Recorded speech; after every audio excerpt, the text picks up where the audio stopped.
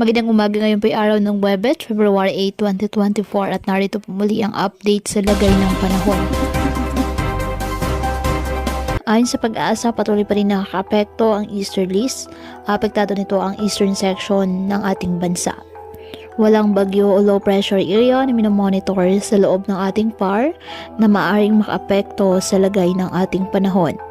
Wala rin pong gale warning na nakataas anumang baybayin ng ating karagatan, kung kaya malayang makapamalaot ang ating mga kababayang may isda at may maliliit na sasakyang pandagat.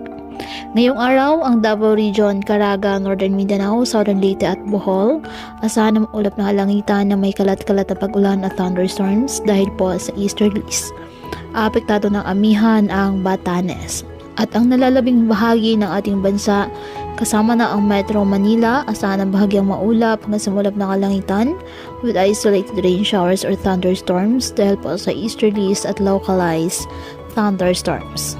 Kaya patuloy po natin na pag-iingat pa din ang ating mga kababayan sa pantapan po ng mga pagbaha at pagguho ng lupa at ugalin po na magdala palagi ng payong o kahit anong panangga sa ulan o di kaya na may sa init ng araw kapag lalabas ng ating mga tahanan.